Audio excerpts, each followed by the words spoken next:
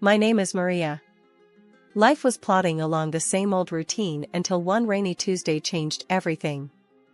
I was holed up in a cozy corner of Joe's cafe, nursing a hot coffee and trying to shake off the chill. The rain was relentless, and I hoped it would wash away the funk I was in after a tough critique in my fashion design class. The bell above the cafe door jangled, and in came this guy, soaked from head to toe.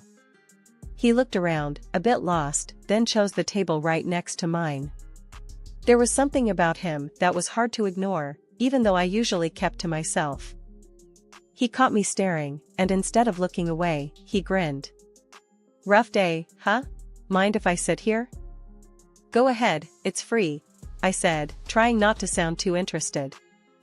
He pulled out a chair, sat down with a sigh, and extended his hand. "I'm James. And you are?" "Maria." I shook his hand, noting his firm grip. "So, Maria, always this quiet in here?" he asked, looking around the nearly empty cafe. "Usually. Keeps the nosy folks at bay," I replied, raising an eyebrow. He chuckled. "Well, you could do worse. But seriously, what brings you here on a day like this?" "Just hiding from the rain and some critiquing eyes. I'm a dressmaker, or at least I'm trying to be one. Had a tough day at fashion school." "A dressmaker, huh? That's awesome. I'm in sales. Totally different world. But hey, we've all got our battles, right?" "Right," I nodded. His easy demeanor was a welcome change from the usual stress I faced. We ordered another round of coffee, and the conversation flowed as easily as the rain outside. We talked about everything from our jobs to our dreams. James wanted to make it big in sales, always chasing the next big deal. "What about you, Maria? What's your big dream?" he asked, leaning in a bit. "To run my own atelier. I want to design clothes that don't just fit the body, but fit the soul too." "Sounds cheesy, huh?" "Not at all. You'll get there. And hey, if you ever need a brutally honest opinion on your designs, give me a shout. I'm known for my brutal honesty." As the rain tapered off, we realized we'd spent hours talking. "Guess it's time to face the real world again," James said reluctantly. "Yeah, guess so. Thanks for the company, James. It was surprisingly nice." "Same here, Maria.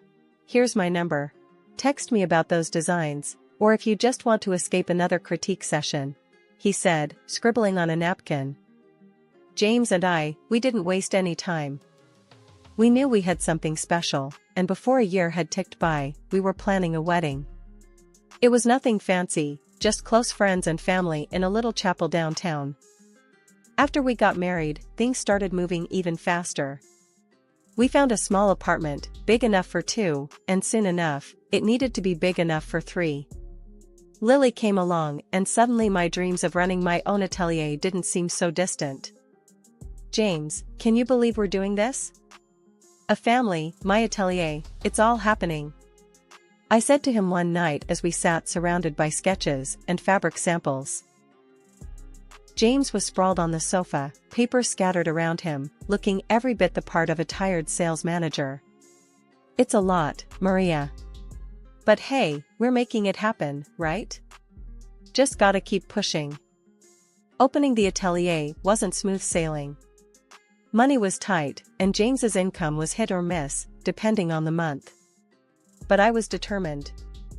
I started taking custom orders, sewing late into the night while James would try and pick up extra shifts. It was a grind, but a shared one. "Hey, babe, these electric bills are killing us. Maybe cut back on the late nights?"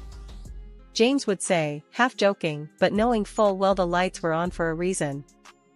I'd shoot back, a bit sharper than intended. "Sure, and maybe you could stop buying those fancy suits?" James would raise an eyebrow, then grin. Ouch. Low blow. But fair enough. We both gotta make some sacrifices, huh? Exactly.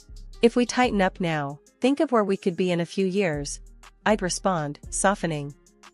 I knew he was trying, but so was I, hard. As the atelier began to gain a bit of traction, my relationship with James saw more strain. We were both hustling, but our ideas of hustle looked pretty different. James loved his designer labels, a habit that didn't die with marriage or fatherhood. It was one of those constant nags at the back of my mind, gnawing away.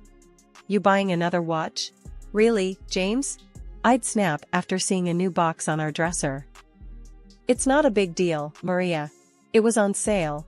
He'd defend himself, his tone defensive. A sale? We need a new sewing machine. That's what we need on sale, I'd retort, frustration bubbling over. These spats became more frequent. They said money problems could break a marriage, and now I understood why. But every time I looked at Lily or walked into my atelier, I felt the fight in me burn brighter. I wasn't just building a business, I was building a future, our daughter's future. As the months rolled by, the atelier started to become what I had dreamed. Orders were coming in, clients were happy, and my little corner of the world was thriving. Life at the atelier was booming, but at home, things were starting to fray around the edges. Lily was growing up fast, already a teenager with her own ideas and attitudes about the world. She wasn't the little girl who used to play with fabric scraps on the floor of my studio anymore. Now, she seemed more interested in her phone and what her friends were doing. One evening, I overheard her talking on the phone. My mom? Yeah, she's just a dressmaker. It's kinda old-fashioned, you know? Not really cool. Hearing her say that stung more than I wanted to admit. The next day, I tried to talk to her about it. Lily, I heard you talking about my job last night. Does it really embarrass you that I'm a dressmaker? She shrugged, avoiding my eyes. It's just, all my friends' parents have normal jobs, and it's not cool, Mom. Normal jobs? Lily, what I do is a profession. It's how we manage to live comfortably. Don't you think that's important? I was trying to keep my voice even, but it was hard not to feel hurt. Whatever, Mom. It's just how I feel. She walked away, her words hanging heavy between us. James's spending habits didn't help matters. Every month, there seemed to be new charges for clothes or gadgets he didn't need. James, we talked about this. We need to save, not spend. Especially on things we don't need. Come on, Maria, I work hard. I should be able to enjoy the fruits of my labor. It's not like I'm blowing through our savings. He brushed off my concerns with a wave of his hand. But it's not just about you, or even us. It's about Lily, about her future. We need to be thinking long-term. My voice was rising, frustration boiling over. Alright, I get it. I'll cut back. James's reply was quick, an attempt to end the conversation more than a promise to change. Then there were the moments with Lily that felt like trying to talk to a stranger. Lily, you used to love coming to the atelier. Don't you want to help me out anymore? I asked her one Saturday morning, hoping to reconnect. Mom, that was when I was a kid. I'm not interested in that stuff anymore. She barely looked up from her phone. I sighed, feeling the rejection. You know, I built all this for us, for our family. I thought you'd be proud. Mom, it's just not my thing, okay? Her tone was dismissive, and it felt like a door slamming shut. One day, scrolling through Lily's phone while she was doing homework, I stumbled across a photo that made me pause. It was Lily and an unfamiliar young woman, both smiling at the camera. Lily, who's this with you in the picture? She glanced over, her expression shifting to discomfort. Oh, that's just my friend's mom. But it didn't stop there. Lily started spending more time with James, often out of the house. Meanwhile, I buried myself in work, barely seeing them. I noticed more photos popping up on social media, Lily, James, and the same woman at various events and beautiful places. It became a pattern, this mysterious woman always there, smiling alongside my family while I was left out, sewing away into the night. Coming home that night felt different. The house was too quiet, and a sinking feeling hit me as soon as I turned the key in the lock. I called out, expecting to hear James or Lily, but there was no response. My heart thudded painfully in my chest as I stepped further inside. The living room light was on. I rounded the corner and stopped dead in my tracks. There, on our sofa, sat James and a woman, the same woman from the pictures. "James, what is this? What's going on?" My voice came out sharper and louder than I intended. James didn't even have the decency to stand up. He just looked at me, cold and distant. "Maria, this is Helen. She's moving in. We need you to move out." The words were so blunt, so brutally delivered, they nearly knocked the wind out of me. "Move out? This is my home, James. You're asking me to leave my own house?" Helen smirked, crossing her legs and looking around like she owned the place. "Well, it seems like James made his choice, honey. Best to make this easy on everyone and just leave." "Shut up," I snapped, my focus shifting angrily between her and James. "I'm not talking to you. James, how could you do this to us? To your family?"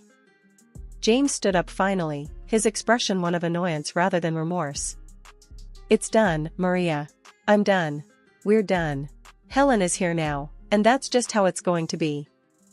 I felt dizzy, the room spinning as their words echoed in my head. "And Lily? Does she know about this? Does our daughter know that her father is kicking us out for her?" James shrugged, a cruel indifference settling over his features. "Lily is fine with it. She likes Helen. She understands things you never did. She doesn't want to see you anymore." That hit harder than anything. My own daughter? Siding with this betrayal? I pulled out my phone, my hands shaking, and dialed Lily's number. "Lily, is it true? You really don't want to see me anymore?" There was a pause on the other end, then Lily's voice, cold and distant. "Yeah, Mom, it's true. Helen's cool, you know? She gets fashion, she's fun. Not like you, always stuck with your sewing and clients. You're just old-fashioned." Tears welled up in my eyes as I listened to her words. All those nights I stayed up working, all the sacrifices, it was all for her, for our family. And this was how she saw me? I hung up, my heart shattered into pieces. Helen looked pleased, her confidence swelling as she demonstratively stroked James's back, her smile haughty. I couldn't stand to be in that house another minute. I silently packed up the necessary things, my movements robotic. As I walked out the door, the sobs I had been holding back broke free. The drive to the hotel was blurry through my tear-filled eyes. Sobbing with resentment, I checked into the hotel, feeling lost and betrayed. I woke up in the hotel room feeling like I'd been run over. My head ached from crying, and my eyes were so swollen it hurt to blink. My phone buzzed with a message from Anna, my best friend who worked at a law firm. She had heard about the breakup and was checking in. Meeting Anna at a nearby cafe, I tried to compose myself, but as soon as I saw her concerned face, the dam broke again. "Maria, oh my God, are you okay? What happened?" Anna reached out, her voice full of worry as she grabbed my hands across the table. I shook my head, my voice a whisper. "James, he's with someone else. Told me to get out of our home. And Lily, she's siding with him, Anna." Anna's face hardened. "That's just cruel, Maria. You don't deserve any of this. You need to fight back, and I know just the person who can help." I blinked, taken aback. "A lawyer, you mean?" "Yes, the best divorce lawyer in the city. I've seen him in action, Maria. He's tough, smart, and he doesn't let anyone push his clients around. I'll call him right now if you want." "Do you think I can afford him, though? With everything going on?" Anna waved off my concern. "He's worth every penny, and I'll help you with the costs if it comes to that. No one messes with my best friend and gets away with it." Encouraged by her fierce loyalty, I nodded.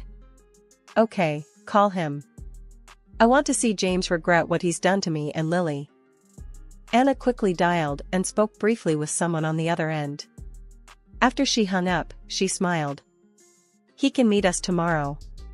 He said to bring anything that might help your case." The next day, meeting the lawyer felt like stepping into a new chapter. His office was stark but impressive, and his handshake was firm. Mrs. Richardson, I've been briefed by Anna. I assure you, we're going to sort this out. Now, tell me everything. As I recounted the details, the lawyer took notes, his expression growing more intense. Your husband's actions constitute not only infidelity, but also financial betrayal.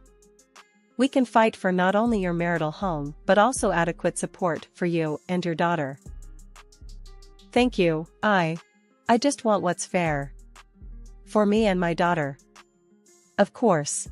Now, about your financial situation, do you know if your husband has been diverting family funds for his affair? I don't know. I've been too shocked to look into it. We'll get on that right away. If he's been using marital assets to fund his lifestyle with this other woman, that strengthens your case considerably. After the meeting, I went straight to the bank to pull up the bank statements the lawyer requested. My heart sank as I scrolled through the numbers. The savings account that I had earmarked for Lily's education and our retirement was nearly empty. Transactions showed payments for jewelry, expensive restaurants, and trips, none of which were for me or Lily. I gasped, the realization hitting me hard. I had been robbed blind. Back at the lawyer's office, I showed him the statements, my hands trembling. Look at this. It's all gone. He spent it all. The lawyer's eyes narrowed as he reviewed the documents. This is outright theft, Maria. We will definitely get this back. He's not going to get away with it. Before the courtroom drama even began, my lawyer tried to ease the tension and the potential fallout by offering to conclude a settlement agreement. He thought it might be best for everyone, especially Lily, to avoid the spectacle of a trial. But James flatly refused. He was convinced he could win in court and wouldn't budge. I had a heart-wrenching meeting with James and Lily right before we were set to appear in court. During this meeting, Lily dropped a bombshell. I want to live with Dad and Helen, not you, Mom. James and Helen laughed, their happiness piercing my heart like a dagger. It was excruciating to hear, but I swallowed the pain and told her. I respect your decision, Lily. The air in the courtroom was thick with tension as I walked in, seeing James sitting confidently with Helen and Lily by his side. My lawyer gave me a reassuring nod as we approached our table, ready to face whatever came our way. Remember, stay calm and stick to the facts, he whispered as we sat down. The judge entered, and the room fell silent. We are here to address the dissolution of marriage between Maria Richardson and James Richardson. Mrs. Richardson has also brought forth claims of financial mismanagement. We will proceed with the opening statements. James's lawyer was the first to speak. Your Honor, we contend that Mrs. Richardson's claims are exaggerated. My client has been a good husband and father, and any financial issues were mutual decisions. We seek a fair division of assets and primary custody of their daughter for Mr. Richardson. His words made my blood boil, but I kept my face neutral. My lawyer stood, his voice clear and commanding. Your Honor, we will demonstrate that Mr. Richardson not only committed adultery but also deliberately misused family funds, significantly harming Mrs. Richardson and their daughter's financial security. We seek the marital home, full custody of their daughter, and appropriate financial restitution. The evidence presentation was grueling. I watched as bank statements, receipts, and photos were displayed, each one a stab at the life I thought I had. James squirmed, his discomfort visible, especially as the receipts from jewelry stores and luxury hotels were shown, none of which were for me or with me. The turning point came when my lawyer presented a series of messages between James and Helen, clearly detailing their affair and his spending on her. The evidence was damning, and even James's lawyer seemed to falter. Mr. Richardson, can you explain these messages? My lawyer asked, his tone cool. James stuttered, his facade crumbling. It was just a fling. It didn't mean anything. I wasn't using family funds for. Your Honor, the bank statements disagree. My lawyer interjected, showing the court the detailed transactions that James couldn't explain away. In his closing statement, my lawyer was resolute. Mrs. Richardson trusted her husband to honor their shared life and responsibilities. Instead, she and her daughter were betrayed. We ask for a ruling that reflects the gravity of Mr. Richardson's actions. James and Helen were silent as the courtroom buzzed around them. The judge nodded, taking in all the information before adjourning the session. The courtroom was packed on the day of the final hearing, the air heavy with anticipation. I sat there, hands folded in my lap, trying to keep my nerves in check. James, Lily, and Helen were on the other side, looking confident and smug. The judge cleared his throat and began reading the decision. In light of the evidence presented, I am awarding the marital home to Mrs. Richardson, along with financial compensation from Mr. Richardson for the misappropriation of family assets. My heart leaped with a mix of relief and victory, but the most crucial part was yet to come. The judge continued. Now, regarding the custody of the minor child, Lily Richardson. James interrupted, standing up with a sneer. Your Honor, my daughter has expressed her desire to live with me and my partner, which means Mrs. Richardson should be paying us child support for her maintenance. There was a murmur in the courtroom. I felt a cold wave of fear, but before I could say anything, Lily stood up. She looked straight at the judge, her voice clear and strong. I've changed my mind. I want to live with my mom.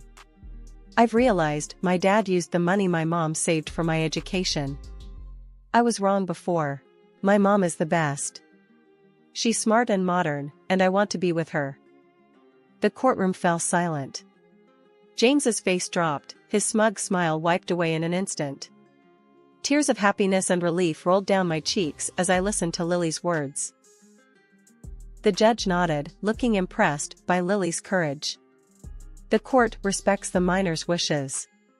Custody of Lily Richardson will be granted to Mrs. Richardson. Furthermore, Mr. Richardson will provide child support payments. James slumped back into his seat, defeated.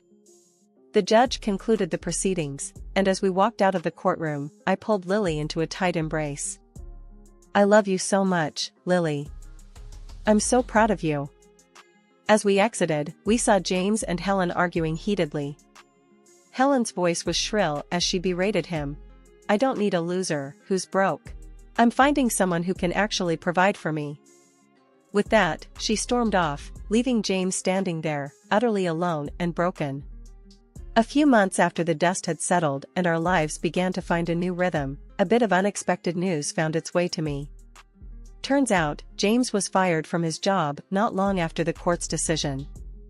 He struggled to find work for a good while, which was something I heard through the grapevine.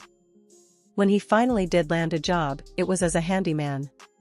The days of fancy suits and expensive shoes were behind him. With that chapter behind us, life in our new home felt like waking up to a new world. Mom, I was thinking. Lily started, her spoon clinking against her cereal bowl. Why don't we do something big with the atelier? Like, really shake things up? I smiled, sipping my coffee. What do you have in mind? Maybe we could start online classes, teach people how to sew and design. Share what you've taught me. It could be a whole new part of our business, she suggested, her eyes bright with excitement. As we talked, the seeds of our new project took root. We spent the weekend mapping out our ideas, turning the atelier into a buzzing hub of creativity and innovation. The next few months were a whirlwind. We launched our website, and the response was overwhelmingly positive. People from all over signed up for classes, eager to learn from us. The sense of community was palpable, even through the screen. Our lives had settled into a comfortable rhythm, filled with fabric swatches and video tutorials. The atelier was thriving, and so were we. But something was still missing, and I knew exactly what it was. One sunny afternoon, I broached the subject with Lily. How would you feel about moving to a bigger place? Somewhere with more space for both our home and the business? Lily's eyes lit up. Really? Could we? I've been saving up, and with the business doing well, I think it's the perfect time. We could use a fresh start, don't you think? Absolutely, Mom. Let's do it. She agreed without hesitation. So, we began house hunting, eventually finding a charming little house in the suburbs, with plenty of room for both our living quarters and a spacious new atelier. Moving day was a flurry of boxes and laughter, the excitement palpable as we set up our new home. The house quickly filled with new memories, every room echoing with our laughter and dreams. The atelier, now twice the size of our old one, became a local hub for aspiring designers and hobbyists alike. Looking out over our new beginning, I knew we had finally found our place in the world. It wasn't just about surviving, it was about thriving, about making each day count.